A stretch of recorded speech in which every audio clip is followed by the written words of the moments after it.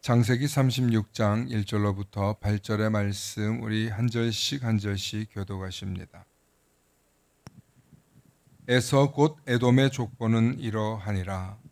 에서가 가나안 여인 중 헷 족속 엘론의 딸 아다와 휘 족속 시브온의 딸인 아나의 딸 오홀리바마를 자기 아내로 맞이하고 또 이스마엘의 딸 느바뇨스의 누이 바스맛을 맞이하였더니 아다는 엘리바스를 에서에게 낳았고 바스맛은 르우엘을 낳았고 오홀리바마는 여우스와 얄람과 고라를 낳았으니 이들은 에서의 아들들이요 가나안 땅에서 그에게 태어난 자들이더라. 에서가 자기 아내들과 자기 자녀들과 자기 집의 모든 사람과 자기의 가축과 자기의 모든 짐승과 자기가 가나안 땅에서 모은 모든 재물을 이끌고 그의 동생 야곱을 떠나 다른 곳으로 갔으니 두 사람의 소유가 풍부하여 함께 거주할 수 없음이로라. 그들이 거주하는 땅이 그들의 가축으로 말미암아 그들을 용납할 수 없었더라. 이에 이에 에서 에서 곧 곧 에돔이 에돔이 세일산에 세일산에 거주하니라. 거주하니라. 아멘. 아멘. 오늘은 이삭의 후손들이라는 제목으로 말씀의 은혜 나눌 때 하나님의 크신 은혜가 있기를 소망합니다. 축복의 사람 곁에는 축복의 사람이 있고 감사하는 사람 곁에는 감사의 사람이 찾아옵니다. 날마다 감사의 사람, 축복의 사람 되시길 축원합니다. 아멘. 오늘은 이삭의 후손들이라는 제목으로 말씀 나누려고 하는데 이 이삭의 후손들은 아마 잘 생각해 보지 않았을 것입니다. 왜냐하면 아브라함의 후손들에 대해서 여러분들은 말씀을 많이 들었습니다. 그리고 또 아브라함, 이삭, 야곱으로 이어지는 이 가문, 특히 이 믿음의 가문들의 이야기로 우리는 듣습니다. 그런데 오늘 창세기 36장에 보니까 이 에서의 후손, 에돔의 후손이라고 하는 자들이 상당수 나와 있습니다. 그리고 그 기록을 보니까 결코 적지 않은 족장들과 나중에 왕들로 이어지는 내용입니다. 성경에서 이 에서의 후손들을 기록해 놓은 이유가 있습니다. 그런데 그 이유를 알기 위해서는 우리가 먼저 아브라함 가문의 이야기부터 살펴보아야 합니다. 구약 성경에는 하나님께서 택하신 아브라함과 그의 아들들의 이야기가 나오는데 아브라함, 이삭, 야곱으로 이어지는 전통적 믿음의 조상들의 이야기가 있습니다. 그런데 전통적이지 않고 혹은 그 가문을 이어가지 못하는 아들들의 이야기가 있어요. 아브라함의 아들에는 그 첫째 아들인 이스마엘이 있고 이삭의 아들은 또 그 첫째 아들인 에서가 있습니다. 왜 성경은 이 마지들의 이야기를 기록은 해놓지만 그들에 대해서 이야기가 이어지지 않고 왜 둘째 아들로 이어질까? 더 놀라운 것은 아브라함 역시 맏아들이 아닙니다. 아브라함이 맏아들일 것이라는 증거가 없습니다. 그래서 아마 이 성경은 이 둘째 아들들의 이야기를 기록해 놓는 어떤 특별한 이유가 있지 않을까 해서 이런 부분에 대해 연구한 학자들이 있습니다. 고대 사회는 철저히 장자 중심입니다. 그렇지 않습니까? 철저히 장자 중심의 이야기입니다. 우리나라도 이 장자, 저도 아이를 낳아서 보니까 이 첫째 아이가 있고 둘째 아이가 있는데 이 첫째 아이가 주는 기쁨이 말로 다 할 수 없어요. 왜냐하면 이 첫 아이가 태어나면서 어떤 일이 일어나냐면 내가 처음으로 뭐가 됩니까? 아버지가 아비가 되는 기쁨을 누리는 거예요. 그래서 어떤 목사님께서는 자기 아들, 첫 아들을 낳고 너무 기뻐가지고 아들 이름을 부열이라고 지었대요. 아비의 기쁨이다. 그 첫 아이를 낳고 너무 기뻐서 집에 돌아가는 길에 뛰어갔다. 저도 처음에는 첫 아이가 태어났을 때 너무 기뻤어요. 그런데 놀랍게도 이 첫 아이는 그렇게 부모의 사랑을 받는데 놀랍게 성경에서는 둘째 아이의 이야기로 그 가문의 이야기가 이어진다는 것입니다. 그런데 꼭 둘째 아이가 무조건 복을 더 받는다, 더 혹은 하나님 믿음의 가문을 계승한다 이런 목적으로 얘기한 게 아니라 이 이야기는 첫째 아이에 대한 뭐 반역이다, 뭐 이런 내용이 아니라 내가 당연하게 생각하는 것들을 그대로 가지고 있으면 언제나 문제가 된다는, 당연한 게 아니에요. 치열하게 하나님께 복받기를 사모하는 마음을 치열하게 사모해야 한다는 것이 이 둘째 아들의 계통으로 이어지는 이야기에 대해서 한 신학자가 주장했습니다. 사랑하는 성도 여러분, 이스라엘의 이 위로 거슬러 올라가면 아브라함, 이삭과 야곱의 이야기가 있는데 그 이야기 가운데 제일 먼저 아브라함은 첫 번째 아들인 이스마엘의 이야기가 있죠. 놀라운 건 이 이스마엘의 이야기를 아니다, 아브라함에 대한 이야기가 잘못됐다, 이스마엘이 진짜 하나님의 후손이다, 이것을 적통으로 생각하고 따르는 민족들이 있고 종교가 있습니다. 그게 뭐예요? 그게 이슬람교. 이스마엘이 적통이지 하고 해석을 무함마드가 다르게 해석을 합니다. 그렇게 하면서부터 아브라함, 이스마엘 그렇게 이어지는 후손으로 이어지면서 본인들의 적통을 주장합니다. 그래서 우리는 아브라함의 장자다 라고 이야기를 하는 게 이슬람교예요. 그런데 유대교와 오늘날 기독교는 누구예요? 아브라함과 이삭과 야곱으로 이어지고 나중에 모세와 요셉으로 이어진다. 그러면 이슬람 전통은 어떠냐? 그렇지 않아요. 전혀 다른 이름들이 등장한다는 것입니다. 여기서부터 구약의 내용이 많이 달라지는구나. 저도 이 꾸란을 구해서 읽어보고 싶은데 그런 이 이야기들이 많지 않아요. 참 보기가 어렵고 그렇습니다. 중요한 건 오늘 이 아브라함의 후손들을 한번 잠깐 살펴보겠습니다. 우리 화면으로 제가 족보를 잠깐 펼쳤는데 아브라함의 후손들 한번 잠깐 보겠습니다. 제일 먼저 위로는 하갈에 있습니다. 하갈이 종이지만 첫째 아들을 낳습니다. 그래서 이스마엘을 통해서 몇 명의 아들을 낳습니까? 12명의 아들을 낳습니다. 놀랍게도 이스마엘부터 12명의 아들이 있다는 것입니다. 도대체 어떻게 이렇게 12명의 아들이나 되지? 근데 또 보십시오. 사례를 통해서는 이삭만 나옵니다. 사례를 통해서. 그리고 이삭을 통해서 에서와 야곱이 나오고 야곱을 통해서 나중에 12아들이 나오잖아요. 그런데 놀랍게도 에서에게서도 12명의 아들이 나중에 나옵니다. 그리고 오늘 나중에 사례가 늙고 나서 아브라함이 그두라라고 하는 아내를 얻습니다. 여기서는 6명의 아들을 낳습니다. 6명의 아들을 낳습니다. 이 기록들을 보면서 과연 이게 아들만 낳은 거냐, 아니면 아브라함을 통해서 이루어지는 족장들의 숫자를 얘기를 하는 거냐, 뭐 다양한 해석들이 나타날 수 있습니다. 중요한 건 아브라함은 첫째 아내와 두 여종을 통해서 많은 자손을 낳게 되었다는 것입니다. 그리고 이렇게 이스마엘과 이삭의 이야기를 통해서 하나님은 다양한 이야기들을 펼쳐나가는데 성경이 조명하는 것은, 우리가 보고 있는 구약 성경이 조명하고 있는 것은 바로 이삭에 관한 이야기죠. 아브라함과 이삭과 야곱으로 이어지는 이야기입니다. 여러분, 이스마엘과 이삭의 이야기를 아십니까?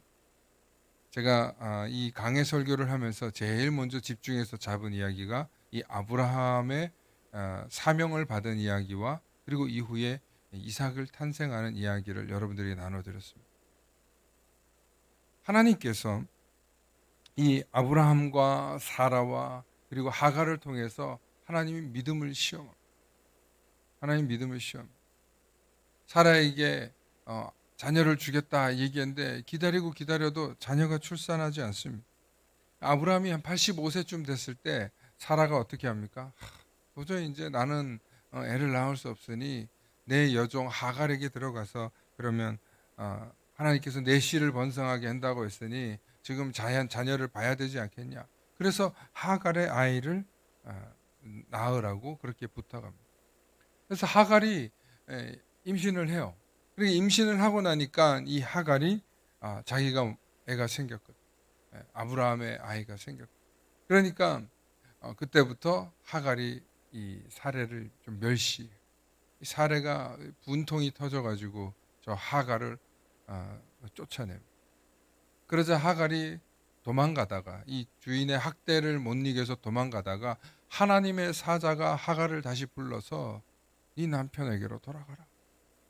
내가 너를 지켜주고 네 아들들에게도 내 후손이 장성하게 할 테니 돌아가라.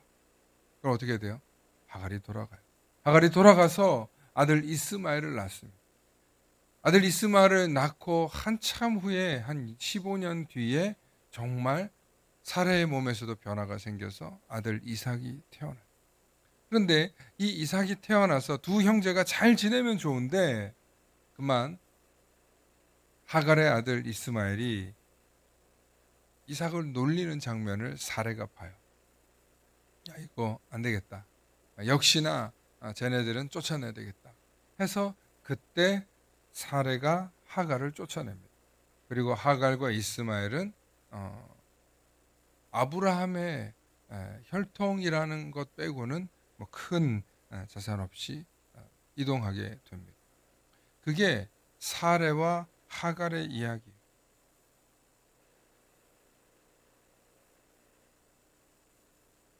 성경은 왜 이런 시시콜콜한 이야기를 이 자식을 낳고 어렵게 낳고 혹은 그 자식이 나와서 누구의 조상이 된다는 이야기를 이렇게 기록한 걸까요? 이 이야기를 가지고 사도 바울은 갈라디아에서 이렇게 평가합니다. 우리 갈라디아서 4장 22절로부터 24절의 말씀 함께 보십니다. 우리 함께 읽어보실까요? 시작. 기록된 바 아브라함에게 두 아들이 있으니 하나는 여종에게서 하나는 자유 있는 여자에게서 낳다 하였으며 여종에게서는 육체를 따라 낳고 자유 있는 여자에게서는 약속으로 말미암았느니라. 이것은 비유니 이 여자들은 두 언약이라. 하나는 신의 산으로부터 종을 낳은 자니 곧 하갈이라. 아멘. 여러분 24절 말씀을 보십시오. 이것은 비유니 이 여자들은 두 언약이라. 하나는 신의 산으로부터 종을 낳은 자니. 여러분 신의 산으로부터 얘기를 해요. 신의 산이 뭐예요? 신의 산에서 뭘 얻어요? 이스라엘 민족이? 십계명 얻죠. 율법을 얻잖아요. 그러니까 바울은 이렇게 보는 거예요.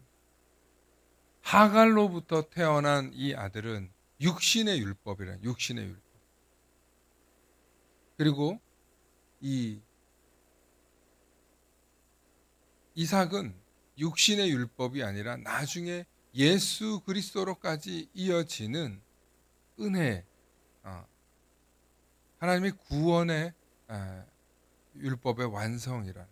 그래서 바울이 보는 것은 이 하갈을 통해서 오늘날 우리가 깨달아야 할 점이 뭐냐면 이 이스마엘을 통해서 우리가 깨달을 점이 뭐냐면 바로 율법으로부터 우리가 자유한 게 아니라 이 율법도 중요하다는 거예요. 하나님께서 이 율법을 통해서 우리가 어떻게 신앙생활을 해야 하는지에 대한 기준이 된다는 거예요.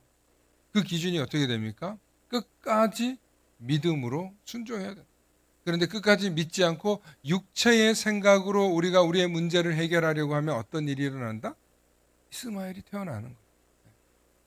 이스마엘이 태어나는 거예요. 그리고 놀랍게도 이 육체의 생각으로 태어난 이 일들은 오늘날도 지리한 전쟁으로 이어지고 있어요. 지금도 이스라엘에서 하마스 박멸 전쟁이 일어나고 있지 않습니까? 그리고 이 일로 인해서 지금도 이란과 헤즈볼라와 무슨 전쟁 지금 직전에 있습니다. 아니 실제로 지금 아주 소규모 국지전들이 일어나고 있습니다. 아니 3,000년도 더 지난 일인데 이 아브라함의 후손들끼리 이렇게 갈등하고 있다라고 성경은 이야기합니다. 물론 그 역사를 다 거슬러 올라가면 누가 누구의 조상이고 누가 누구의 형제인지 알기 쉽지 않습니다. 중요한 건 성경이 말하려고 하는 것은 육체로 인해서 태어난 일들은 결국에는 끊임없이 갈등하고 전쟁이 일어나고 네가 옳으니 내가 맞니, 내가 전통이니 네가 전통이니 하고 서로 아웅다웅 싸움만 일어난다는 것입니다. 그런데 그 이야기가 다시 이삭의 아들들로부터 반복해요. 이삭의 아들들이 누구예요? 에서와 야곱으로 태어나잖아요. 여러분 우리가 너무 잘 아는 야곱의 아들들이 12아들들이 태어나요. 지금까지 몇 주 동안 이 야곱의 아내의 이야기, 아들들의 이야기, 12가문, 12지파가 이어지는 그들의 토대가 마련되는 이야기를 하지만 여러분 에돔의 후손들을 보면요. 기가 막힙니다. 에돔도 이 에서의 후예들도요. 12아들이 12부족이 태어나요. 그런데 나중에 보니까 오늘 성경 창세기 36장에 보면 에서의 후손들을 장황하게 기록해 놓고 있어요. 에서의 후손들 즉 에돔의 왕들에 대한 기록을 해놓은 이유가 있을 거 아니에요. 성경이 이걸 아무 생각 없이 기록해 놓죠. 36장 전체가 이 에서의 이야기, 에돔의 후예들의 이야기예요. 이 성경이 후대 나중에 BC 600년경쯤 바벨론 포로기 때 이 성경이 완성되는데 그 완성된 성경이 뭐냐면 우리가 알고 있는 창세기부터 여호수아서까지 있는 이런 율법서예요. 그러면 이 율법서를 기록하는 가운데 창세기 36장에 이 내용 필요 없어. 지워버리자 라고 할 수도 있을 거 아니에요. 그런데 그들이 이걸 당당하게 기록해 놓은 이유가 있어요. 불편할 수 있는 사실이고 불편할 수 있는 내용이고 혹은 이 36장 이야기 자기들의 전통도 아니잖아요. 응? 모세와 요셉과 모세로 이어지는 그리고 여호수아로 이어지는 이 이야기들 속에서 이 36장 에돔의 이야기가 왜 중요하냐는 거예요. 하나도 안 중요해요. 여러분 옆집 이 족보 궁금해요? 저 집이 우리 집보다 나은 집이야. 그러면 더 안 궁금해요. 그런데 내가 저 집 족보보다 나아 라고 하면 뭐 니네 족보 이렇잖아 라고 얘기할 수 있잖아요. 아마 그런 의도가 들어있지 않았을까 하고 우리 에서의 후손들 한번 보겠습니다. 화면으로 함께 봅니다. 36장입니다. 네, 에서의 후손들 사진 보여주세요. 네, 여러분 이게 굉장히 많이 있는데 이 이삭의 아들 야곱 말고 에서가 나와요. 그러면 지금 화면에 보시는 것처럼 에서와 에돔으로 이어져요. 나중에 세일, 호리 족속하고 합쳐지는데 이 에서의 후손들이 이 세일산에서 거주하였다라고 해서 지금 이렇게 내용이 나오는 거예요. 여러분 이 내용을 우리가 왜 이렇게 관심 있게 봐야 되냐면 이 부족들의 이름들이 엄청나게 이어지는데 이 사람들이 대부분 다 족장이에요. 족장이. 그리고 더 놀라운 것은 저 다시 보여주세요.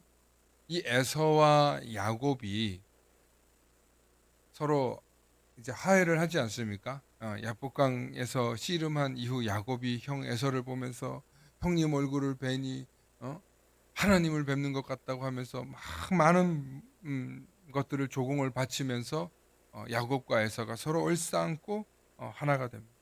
그래서 에서가 우리 함께 살자라고 얘기하니까 형님이 원하시는 대로 취하시면서 가시라고. 그런데 이 오늘 성경에 보니까 7절에 에서와 야곱의 종들이 너무 풍족해서 함께 있을 수 없는 거예요. 그 짐승들이 먹는 꼴 때문에. 그래서 서로 흩어지는 거예요.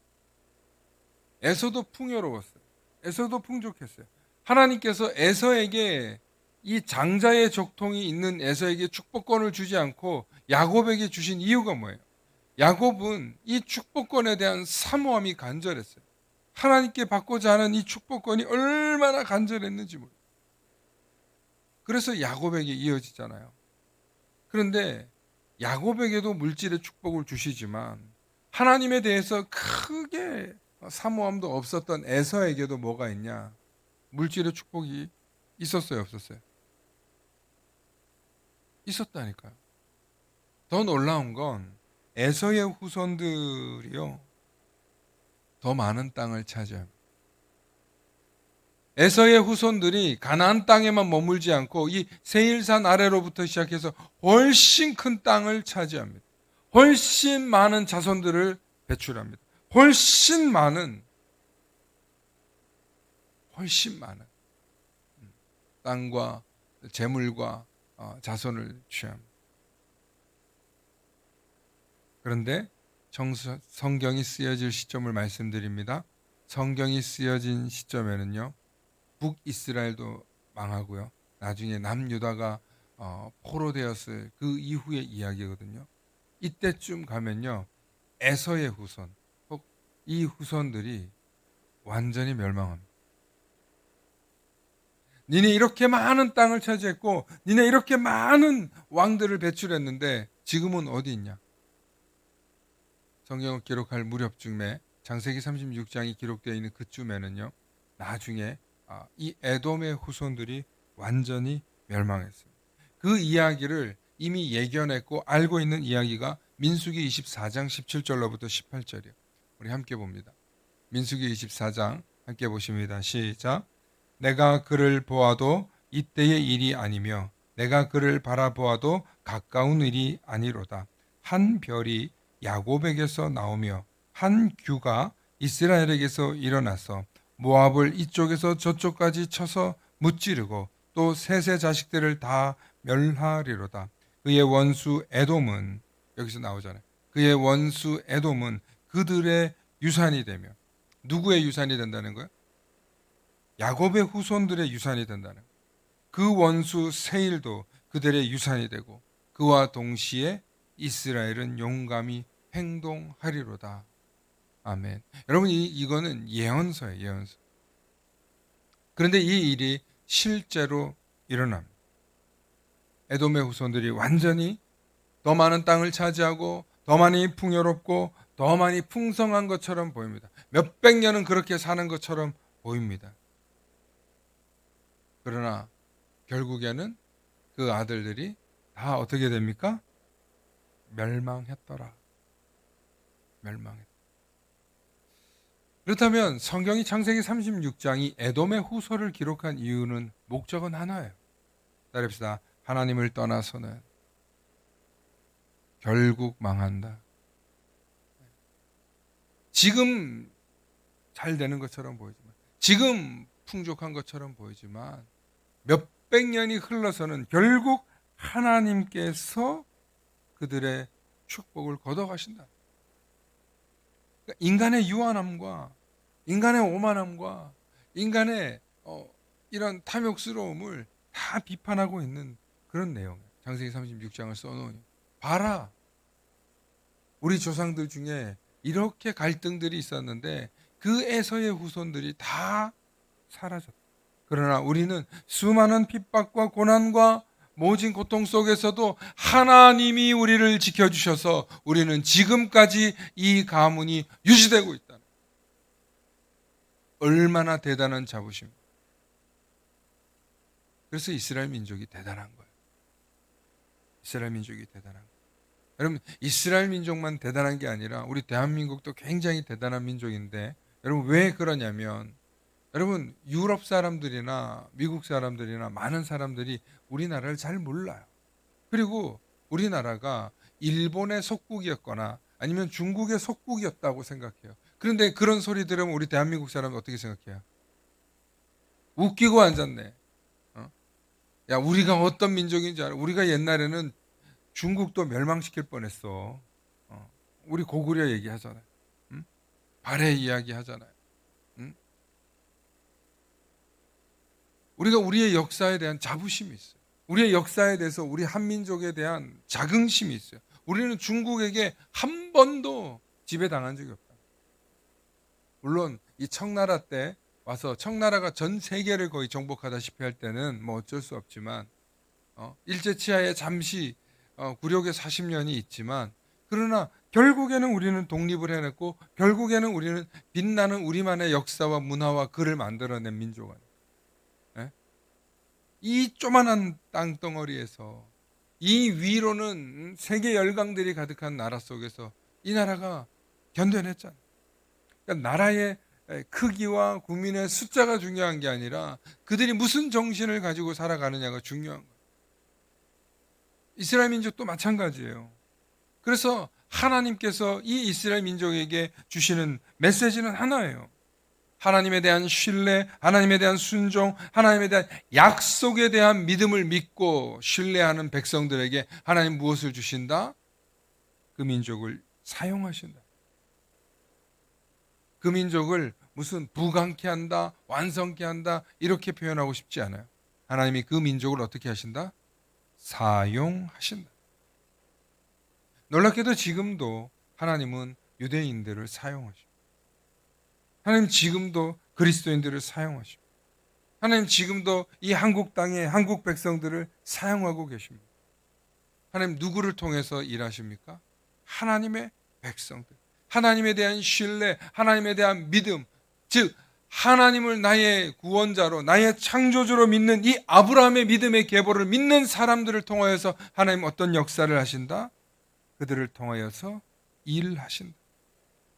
하나님의 살아계심과 하나님의 전능하심과 하나님의 능력과 영광이 그들을 통하여서 일하신다.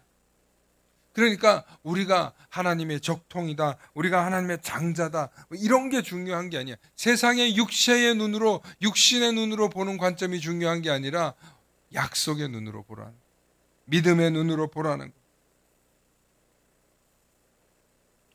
세상 사람들은 그 사람이 오늘 뭐 입었냐, 무슨 차 탔냐, 어떤 집에 사느냐, 이거 가지고 그 사람을 평가합니다. 우리는 기본적으로 숫자와 외형을 가지고 사람을 평가합니다. 그런데 하나님은 무엇을 보고 평가하십니까? 우리의 중심을 보시고. 어떤 중심?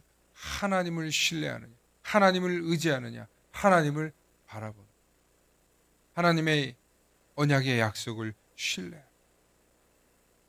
오늘도 이 말씀을 통하여서 에돔의 후손들이 멸망한 것처럼 하나님께서 사용하시는 가정, 하나님께서 사용하는 인생, 하나님께서 택하셔서 하나님께 쓰임받는 사람이 되기를 원한다면 우리의 중심 속에 하나님의 약속에 대해서 신뢰하며 나아갈 수 있기를 축원합니다. 우리가 신앙생활 하면서, 특별히 우리의 믿음의 길을 걸어가면서 우리가 이것을 깨달아야 돼요. 인간의 유한함을 깨달으셔야 돼요. 인간의 한계를 깨달아야 돼요. 그리고 내가 뭘 했다, 내가 뭘 이뤘다, 내가 뭘 해냈다. 여러분, 그렇게 기쁘게 자긍심을 갖고 살아가는 거 좋아요. 그런데 중요한 것은 우리의 모든 인생이 내 노력과 내 실력과 내가 만든 것으로 생각하는 게 착각이라는 거예요. 누가 도우셨어요? 하나님이 생명 주셨고, 하나님이 은혜 주셨고, 하나님이 도우셨기 때문에 우리가 지금까지 여기까지 온 줄로 믿으시길 축원합니다. 하나님이 무너뜨리면 한순간에 무너지는 게 우리의 인생이라는 걸 보여주는 게 욥기서예요. 욥기서.